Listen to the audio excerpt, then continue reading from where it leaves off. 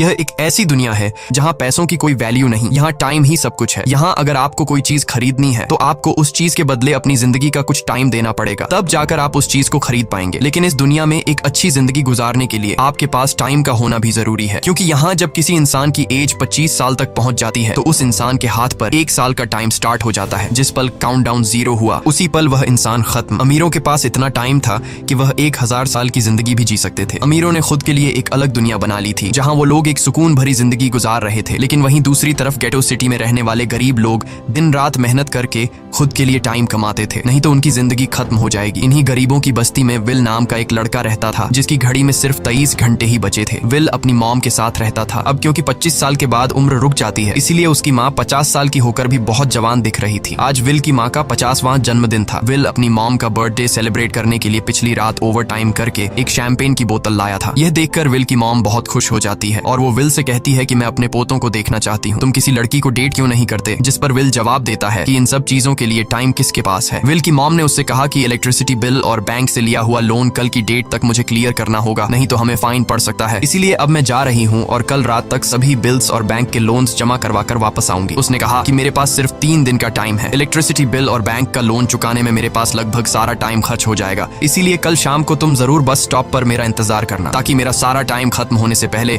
मैं तुमसे कुछ टाइम ले सकूं। इस पर विल ने कहा ठीक है, मैं टाइम पर पहुंच जाऊंगा। जाने से पहले विल की माँ विल के हाथ को छूकर उसकी बॉडी में 30 मिनट ट्रांसफर करती है ताकि विल अच्छा नाश्ता खरीद कर खा सके। इसके बाद दोनों अपने अपने काम पर निकल गए। रास्ते में विल के पास एक छोटी बच्ची आती है। वो विल को एक कैप्सूल देकर विल से उसका थोड़ा सा टाइम मांगती है। विल मुस्कुराते हुए उस छोटी बच्ची को कैप्सूल में अपनी जिंदगी का 5 मिनट का टाइम दे देता है और वह चली जाती है। यहाँ हमें पता चलता है कि यह लोग अपने टाइम को एक कैप्सूल में स्टोर भी कर सकते हैं, जिससे यह लोग कभी भी यूज और ट्रांसफर कर सकते हैं। इसके बाद विल काम के लिए फैक्ट्री पहुंच जाता है। काम शुरू करने से पहले वह कॉफी लेने जाता है, लेकिन वहां वह देखता है कि हर एक चीज का दाम डबल हो गया है। जहां पहले कॉफी 2 मिनट की मिलती थी, अब उसका प्राइस डबल होकर 4 मिनट हो चुका है। यहाँ पर कभी भी किसी चीज का भी दाम बढ़ा दिया जाता है बिना किसी अनाउंसमेंट के। ये बात विल को बहुत बुरी लगती है। मजबूरी में विल ने भी कॉफी के लिए अपनी जिंदगी के 4 मिनट पे किए और काम पर लग गया। दिन भर के काम के बाद रात के वक्त विल अपने दोस्त के साथ एक बार में जाता है। विल का दोस्त 1 नंबर का शराबी था। वह हर वक्त शराब के नशे में टली रहता। विल का दोस्त विल को इशारे में बताता है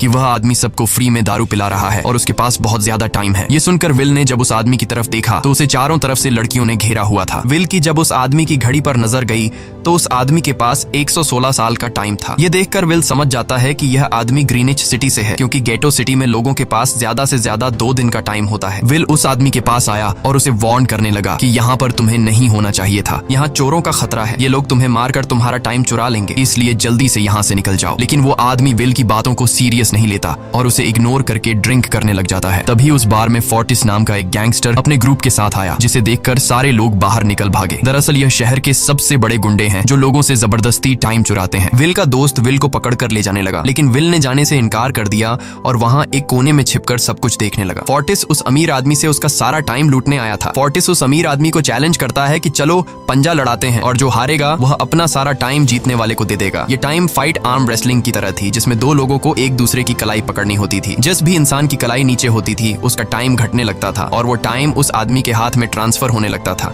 जिसकी कलाई ऊपर होती थी। इस तरह जीतने वाला इंसान सारा टाइम उस दूसरे आदमी से अपनी बॉडी में स्टोर करके उसे मार देता। फोर्टिस उस आदमी से कहता है क्या तुम इसके लिए तैयार हो? इस पर उस अमीर आदमी ने कहा कि मैंने बहुत ज्यादा ड्रिंक की हुई है, इसलिए मुझे कुछ टाइम चाहिए, उसके बाद मैं तुम्हारे चैलेंज के लिए तैयार हूँ। फोर्टिस कहता है कि ठीक है, ये तुम्हारी आखिरी ख्वाहिश है, जाओ मैं तुम्हें तैयार होने के लिए कुछ मिनट देता हूँ। फोर्टिस उसके साथ अपना एक आदमी भी भेज देता है ताकि यह भाग न सके। वो अमीर आदमी बाथरूम में आकर बहुत ज्यादा उल्टियां करने लग जाता है क्योंकि उसे काफी चढ़ गई थी, इसलिए अगर वो इस हालत में फोर्टिस से पंजा लड़ता तो इस अमीर आदमी का हारना कंफर्म था। तभी विल वहां पर आ जाता है। वो फोर्टिस के आदमी को मारकर उस अमीर आदमी को अपने साथ उस जगह से बाहर निकाल लेता है और उसे फोर्टिस से बचाकर एक सेफ जगह पे ले आया। विल ने उस अमीर आदमी से कहा कि मैंने तुमसे कहा भी कि तुम्हारी जान को खतरा है, तुम जानबूझकर अपना टाइम क्यों बर्बाद कर रहे हो। वो आदमी विल को अपना नाम हेनरी बताता है और वो विल से पूछता है कि तुम्हारी उम्र कितनी है। विल ने बताया 28 साल। हेनरी ने कहा मेरी उम्र 105 साल है और अब मैं जिंदगी से थक चुका हूँ। मैंने अपनी लाइफ में हर एक चीज का मजा लिया है और अब मुझे इस जिंदगी की जरूरत जरूरत नहीं है, मैं जीना नहीं चाहता। ये सुनकर विल ने हैरानी से पूछा, आखिर तुम कहना क्या चाहते हो? इस पर हेनरी ने कहा, लगता है तुम अब तक हकीकत से अनजान हो। क्या तुमने कभी सोचा है कि इस दुनिया में अलग अलग टाइम जोन्स क्यों बनाए गए हैं? आखिर क्यों तुम्हारे टाइम जोन गेटो में किसी भी वक्त चीजों के दाम और टैक्स बढ़ा दिए जाते हैं? दरअसल महंगाई जानबूझकर बढ़ा दी जाती है ताकि गरीब लोग मरते रहें और उनकी मौत का फायदा ग्रीनविच टाइम जोन के अमीर लोगों को होता रहे। असल में ये सारा सिस्टम उन्हीं का बनाया हुआ है। जरा सोचो, वहाँ ग्रीनविच टाइम जोन में लोगों के पास जीने के लिए हजारों साल हैं, लेकिन यहाँ गेटो में तुम लोग हर रोज जीने के लिए मेहनत मजदूरी करते हो। ऐसा इसलिए है क्योंकि उन्होंने तुम्हें यह करने के लिए मजबूर किया है। वो लोग तुम लोगों को ज्यादा टाइम देना ही नहीं चाहते ताकि तुम लोग मजबूरी में उनके लिए काम करते रहो। वो लोग महंगाई बढ़ाकर तुम्हें ज्यादा से ज्यादा टाइम खर्च करने पर मजबूर करते हैं ताकि तुम्हारे टाइम से वो हमेशा की जिंदगी जी सकें। उन्होंने अपनी जिंदगी का हर एक दिन गरीबों की मौत से इकट्ठा किया है और मैं ऐसी जिंदगी बिल्कुल भी नहीं जीना चाहता जो किसी गरीब मजबूर इंसान की मौत से मिली हो। यह सब सुनकर विल समझ गया कि हेनरी बहुत ही नेक दिल इंसान है। हेनरी ने विल से आगे पूछा, अगर तुम्हारे पास मेरे जितना टाइम होता तो तुम क्या करते? विल ने मुस्कुराकर कहा कि सबसे पहले मैं बार बार टाइम को देखना छोड़ देता, क्योंकि उस वक्त भी विल के पास सिर्फ 18 घंटे होते हैं। वो सोने से पहले, सोने के बाद, खाना खाते टाइम हर वक्त अपनी घड़ी देखता रहता है, क्योंकि मुझे डर लगता है कि कहीं मेरा टाइम खत्म ना हो जाए और मैं मर न जाऊं। विल कहता है कि मेरी मॉम घर संभालने के लिए बहुत ज्यादा मेहनत करती है। अगर मेरे पास तुम्हारी तरह इतना ज्यादा टाइम होता तो मैं अपनी मॉम के लिए ग्रीनविच सिटी में एक अच्छा घर खरीदता और हम दोनों वहाँ पर खुशी से जिंदगी गुजारते। इसके बाद विल ने हेनरी से कहा, आज रात हमें यहीं रुकना होगा, सुबह तक खतरा टल जाएगा, तब तुम वापस अपने घर लौट जाना। इसके बाद ये दोनों सो जाते हैं। सुबह उठकर हेनरी देखता है कि विल अभी भी सो रहा है। वो विल के पास आता है और उसके पास जितना भी टाइम होता है वो सारा का सारा विल को ट्रांसफर कर देता है और अपने पास कुछ ही मिनट बचाकर एक ब्रिज के ऊपर जाकर बैठ जाता है। विल जब नींद से जागा तो उसने देखा कि हेनरी वहां से जा चुका है। तभी हमेशा की तरह नींद से जागने के बाद विल ने अपनी घड़ी में नजर डाली। विल की घड़ी में 116 साल ऐड हो चुके थे। यह देखकर उसकी आंखें खुली की खुली रह गईं। उसे लगा कि वो अभी भी नींद में है और सपना देख रहा है। इसी दौरान विल की नजर विंडो पर पड़ी जिस पर लिखा था, मेरा टाइम बर्बाद मत करना। वो समझ जाता है कि हेनरी ने मुझे अपना सारा समय दे दिया है। तभी विल ने हेनरी को दूर एक ब्रिज के किनारे पर बैठे देखा। विल जल्दी से हेनरी की तरफ भागा, लेकिन अब बहुत देर हो चुकी थी क्योंकि हेनरी के पास अब बस कुछ ही सेकंड्स बचे थे और थोड़ी देर बाद वो एक झटके से मरकर ब्रिज से नीचे पानी में गिर गया। विल को हेनरी की मौत का बहुत ज्यादा दुख होता है। अब विल के पास 116 साल की जिंदगी थी और वो समझ जाता है कि अगर मैं यहाँ पर रहा तो लोग समझेंगे कि हेनरी को इसी ने मारा है। विल जल्दी से अपने दोस्त के पास जाता है। विल का दोस्त विल के हाथ में इतना सारा टाइम देखकर शॉक रह जाता है, जिसके बाद विल ने अपने दोस्त को दोस्ती की खातिर 10 साल का टाइम दिया। ये देखकर विल का दोस्त उसका दिल से शुक्रिया अदा करता है। विल कहता है कि यहाँ रहना मेरे लिए अब ठीक नहीं, क्योंकि इतने ज्यादा टाइम को देखते हुए मेरा टाइम छीनने के लिए कोई भी मुझे मार सकता है। अब मैं अपनी माँ के लिए ग्रीनविच सिटी में एक अच्छा सा घर खरीद सकता हूँ और वहाँ पर एक सेफ लाइफ गुजारूंगा। जिसके बाद विल अपने दोस्त को गुड बाय कहकर वहाँ से निकल जाता है और सीधा उस बस स्टॉप पर जाकर मॉम का इंतजार करने लगता है, जहाँ 2 दिन पहले उसकी मॉम ने उससे कहा था कि मैं इलेक्ट्रिसिटी का बिल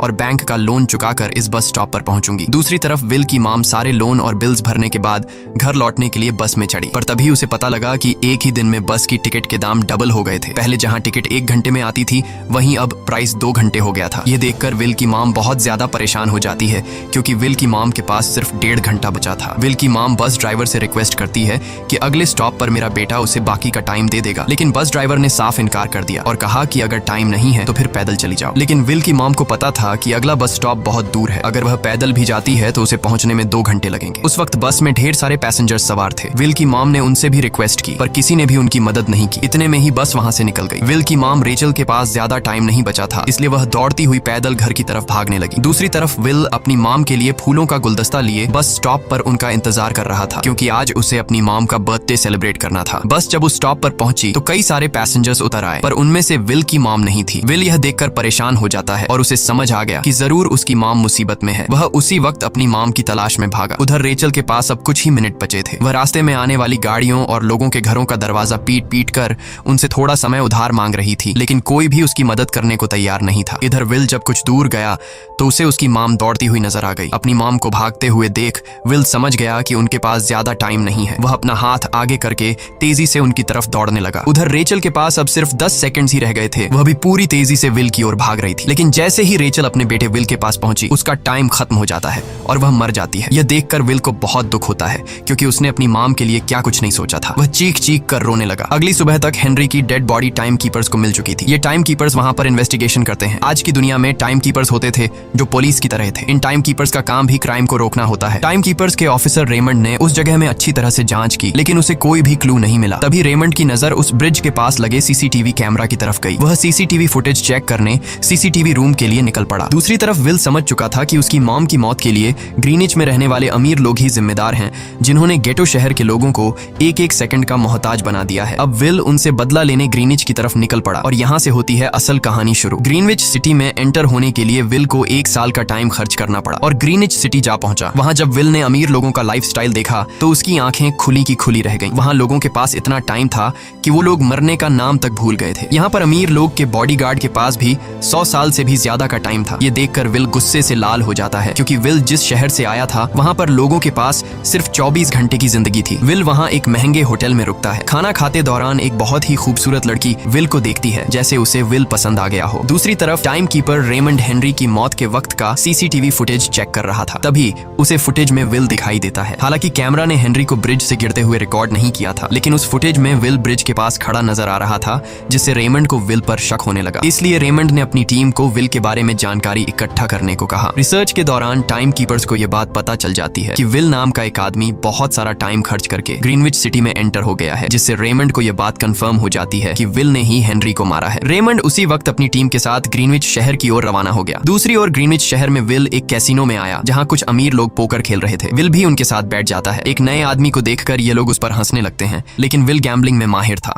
आज उसके लिए अमीरों से पैसे निकालने का सबसे अच्छा मौका था। विल ने फिलिप नाम के एक रईस आदमी के साथ पोकर की बाजी खेली। फिलिप यहाँ का सबसे रईस इंसान है। उसके पास खुद का एक टाइम बैंक है जो लोगों को लोन पर टाइम देता है। फिलिप के साथ उसकी डॉटर भी बैठी होती है। यह वही लड़की है जो कुछ देर पहले विल को गौर से देख रही थी। गेम जब शुरू हो जाती है तब विल अपनी लाइफ का सारा टाइम दांव पर लगा देता है और अपनी माइंड के बदौलत वो फिलिप से 1100 साल जीत जाता है। यह देखकर फिलिप की बेटी सिल्विया विल से काफी ज्यादा इम्प्रेस हो जाती है। उसने विल को कल रात अपने घर पार्टी पर इनवाइट किया। फिर अगली शाम विल एक नई नवेली कार खरीदकर फिलिप की पार्टी में जा पहुंचा। वहीं पार्टी के दौरान विल और सिल्विया डांस करने लगते हैं और सिल्विया मन ही मन विल को दिल दे बैठी। वो अपनी दिल की बात विल से करने ही वाली थी कि तभी टाइम कीपर रेमंड अपनी टीम के साथ वहां पहुंचता है और विल को पकड़ लेते हैं। विल को खूनी समझकर सिल्विया भी उससे नाराज हो गई। रेमंड ने सबसे पहले विल का सारा टाइम उसे छीनकर सिर्फ 2 घंटे दिए। उसके बाद वो विल को हेनरी के खून के इल्जाम में गिरफ्तार करने लगा। रेमंड विल से पूछता है कि तुमने हेनरी को क्यों मारा। विल उसे कहता है कि मैंने उसे मारा नहीं था, बल्कि वो खुद जीना नहीं चाहता था, इसलिए उसने मुझे 116 साल दी और बाद में उसने खुद की जान ली। लेकिन रेमंड विल की बात पर यकीन नहीं करता। विल समझ जाता है कि रेमंड मुझे हेनरी के झूठे केस में फंसाकर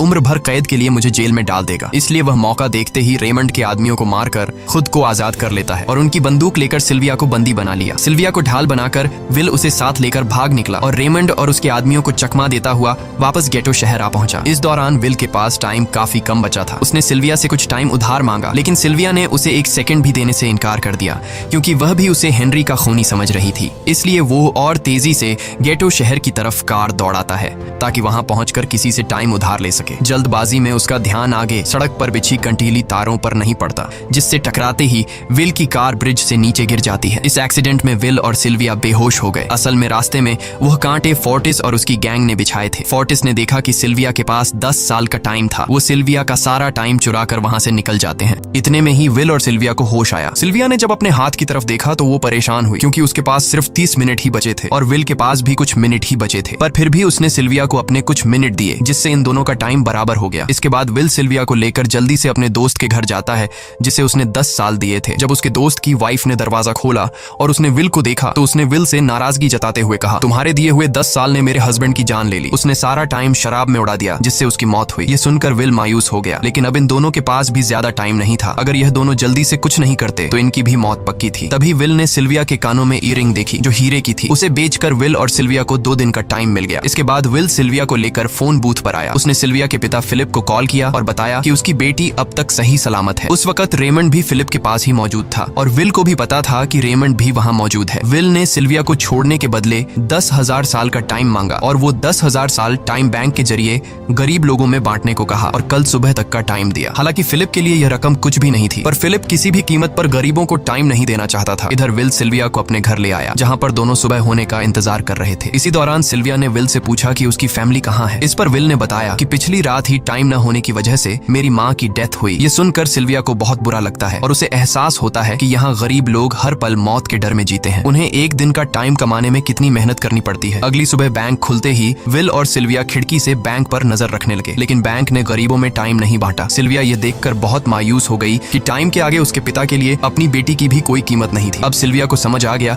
कि उसके पिता सिर्फ बिजनेसमैन नहीं है, बल्कि वो इस सिस्टम के हेड डेड हैं। वो गरीब लोगों की मौत से अपनी जिंदगी के साल जमा करते हैं। सिल्विया को यूं मायूस देखकर विल ने उसे वापस घर भेजने का फैसला किया। वो उसे फोन बूथ पे ले आया और अपने पिता को कॉल करके अपने लिए मदद बुलाने को कहा। इस दौरान विल सिल्विया को वेपन भी दे देता है ताकि वो खुद की हिफाजत कर सके। इधर सिल्विया फोन पर अपने पिता से बात कर रही थी कि तभी टाइम कीपर रेमंड चुपके से वहां आ पहुंचा और विल पर गन तान दी। रेमंड विल पर गोली चलाने ही वाला था कि तभी सिल्विया ने रेमंड को देख लिया और घबराहट में रेमंड पर गोली चला दी। ये देख विल घबरा कर रेमंड के पास आया। हालांकि वो गोली रेमंड के हाथ को छूकर निकल गई थी। रेमंड के हाथ से बहुत खून निकल रहा था। विल ने रेमंड की घड़ी देखी। रेमंड के पास सिर्फ 2 घंटे बचे थे। दरअसल टाइम कीपर्स को भी सैलरी के तौर पर हर रोज 1 दिन का ही टाइम मिलता था। विल समझ गया कि जब तक रेमंड के पास उसके टीम वाले पहुंचेंगे तब तक रेमंड का ज्यादा खून बहने की वजह से उसकी मौत हो गई होगी। इसलिए विल रेमंड को 2 घंटे का टाइम देते हुए रेमंड की कार को लेकर वहां से निकल गया। रेमंड को गोली मारकर अब सिल्विया भी क्राइम लिस्ट में आ चुकी थी। हालांकि विल ने सिल्विया से कहा कि वो अभी इन सब से निकल सकती है, लेकिन ग्रीनिच में सिल्विया की जिंदगी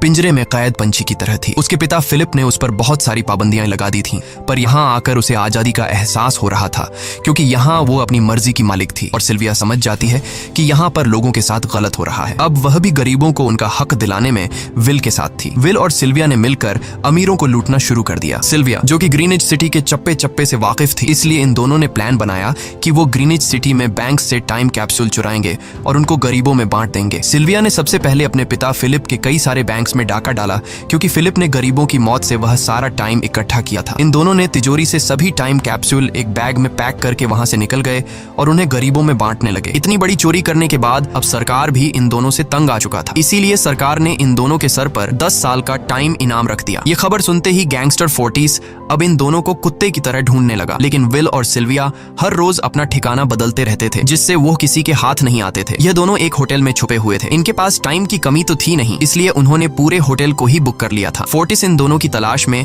उस होटल के बाहर आ पहुंचा। वहां उसने कुछ लोगों को पकड़कर उनसे विल और सिल्विया के बारे में पूछने लगा, लेकिन उन लोगों पर विल और सिल्विया के बहुत एहसानात थे, इसलिए ये लोग मरने के लिए तो तैयार थे, पर विल और सिल्विया का ठिकाना बताने के लिए तैयार नहीं थे। लेकिन जब फोर्टिस ने उन लोगों पर बहुत ज्यादा जोर जबरदस्ती की तो उनमें से एक बंदा मौत के डर से फोर्टिस को उस होटल के बारे में बता देता है जहां विल और सिल्विया छुपे हुए थे। जिसके बाद फोर्टिस फौरन अपनी गैंग के साथ वहां पर पहुंच जाता है और इन दोनों को पकड़ लेता है। अब विल और सिल्विया का उनसे बच पाना नामुमकिन था। फोर्टिस ने विल को एक टेबल पर बैठा दिया और उसे टाइम फाइट के लिए चैलेंज किया। विल समझ गया कि अगर मैंने चैलेंज से इनकार किया तो फोर्टिस के गैंग वाले लोग मुझे मार देंगे, इसलिए क्यों ना आज इसके साथ पंजा आजमाया जाए। फोर्टिस और विल ने एक दूसरे की कलाई पकड़ ली और मौत का खेल शुरू हुआ। फोर्टिस माहिर खिलाड़ी था। उसने शुरुआत में ही विल का हाथ नीचे कर दिया, जिससे विल का टाइम तेजी से फोर्टिस में ट्रांसफर होने लगा। लेकिन विल बिल्कुल जोर ही नहीं लगा रहा था, जैसे कि वो जानबूझकर हार रहा हो। पर जैसे ही विल के पास अपनी लाइफ के 3 से 4 सेकंड बचे, तभी विल ने अपनी पावर दिखाई और एक झटके से फोर्टिस का हाथ नीचे कर दिया। फोर्टिस की आंखें खुली की खुली रह गईं। वो पूरा जोर लगाकर अपना हाथ ऊपर करने की कोशिश कर रहा था, लेकिन विल की ताकत के आगे वो ढीला पड़ चुका था। ये देख फोर्टिस के आदमियों का ध्यान फोर्टिस की घड़ी पर अटक गया। अब उनका बॉस मरने वाला था। इतने में ही मौका पाकर विल ने अपने जूते से गन निकाली और पलक झपकते ही फोर्टिस के सारे आदमियों को शूट कर दिया, क्योंकि अगर वो ऐसा नहीं करता तो वो लोग उसे मार देते। इसी के साथ फोर्टिस का टाइम 0 हो गया और वह भी मारा गया। विल और सिल्विया जल्दी से वहां से भाग निकले। इसी दौरान उन्होंने देखा कि अमीरों ने सारा खेल पलट दिया था। विल और सिल्विया ने गरीबों में जितना भी टाइम बांटा था उसकी वैल्यू अब कुछ भी नहीं रही थी, क्योंकि अमीरों ने महंगाई के दर को कई गुना बढ़ा दिया था। यह देख विल हारा हुआ महसूस करने लगा और उसे लगा कि मैं कभी भी इन गरीबों को उनका हक नहीं दिला सकूंगा। उसने सिल्विया से कहा कि अब सब खत्म हो चुका है। अगर वो लोगों में 1000 साल भी बांट दें तो अमीर लोग महंगाई को और ज्यादा बढ़ा देंगे, जिससे लोगों की हालत कभी नहीं सुधर पाएगी। सिल्विया ने कहा कि कोई तो रास्ता होगा। इस पर विल ने कहा कि हमें लाखों साल चुराकर इन लोगों को देने होंगे, तब जाकर हम लोग महंगाई को कंट्रोल कर सकते हैं। हालांकि यह इतना आसान नहीं था, पर सिल्विया ने इसके लिए एक प्लान सोच रखा था। अगली ही सुबह जब फिलिप अपने बॉडीगार्ड्स के साथ ऑफिस पहुंचा, तभी सिल्विया वहां आई और उसने अपने पिता से कहा कि वो सरेंडर करना चाहती है। तब सारे गार्ड्स ने सिल्विया पर गन तान दी, लेकिन तभी वहां पीछे से